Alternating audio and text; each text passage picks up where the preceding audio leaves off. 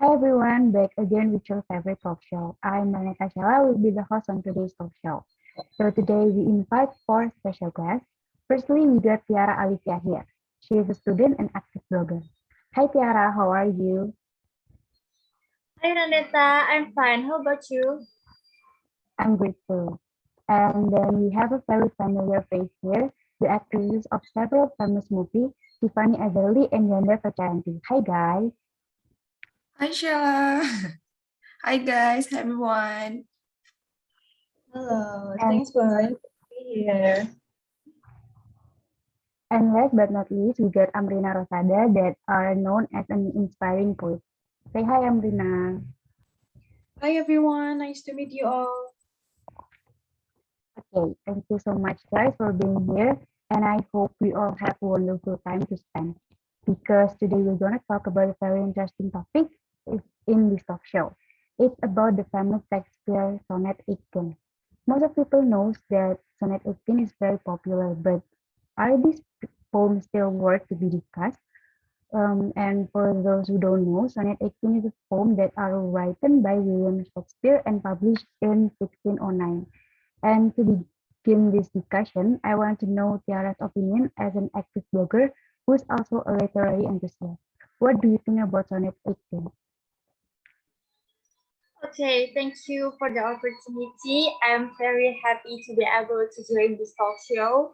Anyway, about Sonnet 19, we all know that Shakespeare's works were quite popular at that time. Even today, there are still many people who admire the beauty of Sonnet 19. I've loved it since the first time I read it when I was in a first grade in high school. And in my opinion, Shakespeare used Sonnet 19 to praise his beloved beauty and describe all the ways in which their beauty is preferable to a summer day. The stability of love and its power to immortalize someone is the overarching theme of this poem. I need to read it many times to understand the beauty of this literary work because I'm still learning and my lack of knowledge about literature because I'm still in high school. If I'm not mistaken, you are a tackler of English literature, right? I follow you on social media and you're my favorite. I think you have an amazing opinion about this literature. Thank you so much, Tiara. That's right. I appreciate that. And same as you, I personally think Shakespeare himself used this poem to praise how beautiful his lover. And as the first line of the poet said, shall I compare the to a summer's day? He's trying to acknowledge the woman he loves as a summer day, which are warm and lovable. This poetry use of a curative language that makes lover look superior with her beauty that shines forever. So, Tiffany and Yanda, as celebrities who act in several famous movies that are based from literary work, what do you think about Sonnet 18? Okay, first of all, I would like to say thank you because I forgot at the beginning. Thank you for having me here today. So, Sonnet 18 is one of the most amazing classical love poems, and I'm pretty sure all of us here agree with it. As an actress that is used to work on movies that are based on literary works, Shakespeare has such a way of continuously staying relevant to contemporary times. And in this poem, he has his own way to show how amazed he was with his lover's beauty. And my favorite part from this poem is the last two lines. When you pull them out together, it was the sweetest part of this poem, in my opinion. It has always been a great time that we can discuss on it 18. So yeah, it is something worthy to be discussed and analyzed.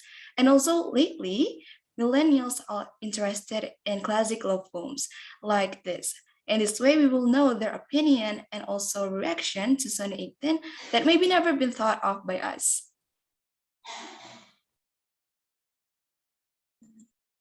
Okay then, so according to me, that I also agree with Tiffany. And with this crazy poem, millennials can get to know the old poem better. And which with one of these the sonnet 18 that this classic poems that tell the beauty of someone that who was with him at the time, and then they lived together forever. And then there's a timeless story in it. And this poem is very sweet, and one would agree with this romantic family. And so it is very interesting and worth discussing, especially in the millennial era that as many will appreciate these poems, I think.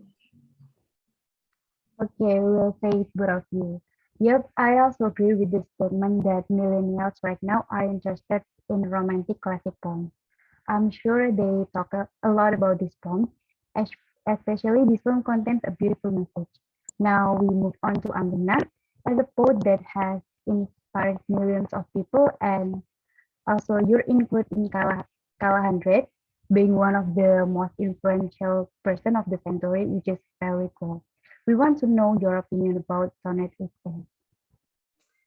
Okay, firstly, thank you, Shella, for having me here. It's such an honor for me to be in this really happening talk show.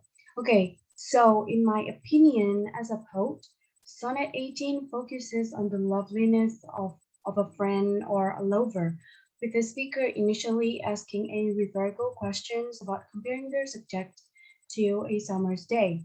He then goes on to introduce the pros and cons of the weather, mentioning both an idyllic English summer's day and the less welcome dim sun and rough winds of autumn in the end. It is insinuated that this very piece of poetry will keep the lover, the poem subject, alive forever and allow them to defy even death. And that's why for me that the Sonnet 18 is still worth it because it seems really clear that immortality is a real thing here. And even though our body is dead, but our souls will last forever through the words. And obviously, we can learn a lot from it. Wow, all of you guys give the best opinion and interpretation about Sonnet 18. It is also insightful where you explain every side of Sonnet 18 from your own perspective. Anyway, I have a degree in English literature, so I can't ignore but notice the literary elements of Sonnet 18, especially the figures of speech element, such as metaphor and personification. For example, in line 9 that says, but the eternal summer shall not fade. The word summer is a metaphor because it is interpreted as his lost beauty that is eternal and shall not fade. And also in line 3, there is content personification, which is said that rogue wind do shake. It's non-human object that is referring to human action. So how about you guys? What are the elements of poetry or literary that you notice in Sonnet 18? Okay, from what I've seen, the main literary device used in Sonnet 18 is a metaphor. It also uses rhyme, matter, comparison, hyperbole, litotes, and repetition. William Shakespeare's Sonnet 18 is one extended metaphor in which the speaker compares his loved one to a summer day. He states that she is much more temperate than summer, which is rough winds, and he also says that she has a better complexion than the sun, which is dimmed away or fades at times.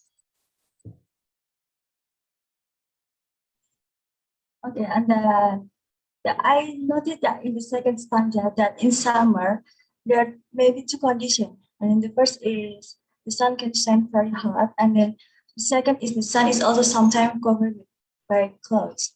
And then this is very interesting to discuss each other and the meaning implied in it. And then about the summer in line 9 that I think that is give a metaphor that the beauty of the person is timeless even if hurted by death. And then this happens because the poet has written all this beauty in this poetry.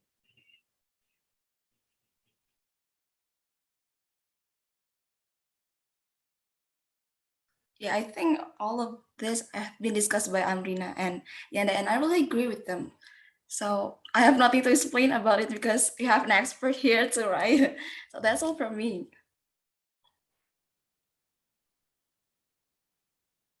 Okay, well, great talk with you all of you, and I got new insight and perspective from each of you. I can sum up from today's talk show that Sonnet 18 is still worth discussing and it is famous for many particular reasons. This poetry was beautifully written and expresses a great sentiment about his beloved. We can also dig more into the poetry to get a different point of view from what we see at first and understand what Shakespeare's Sonnet 18 actually says.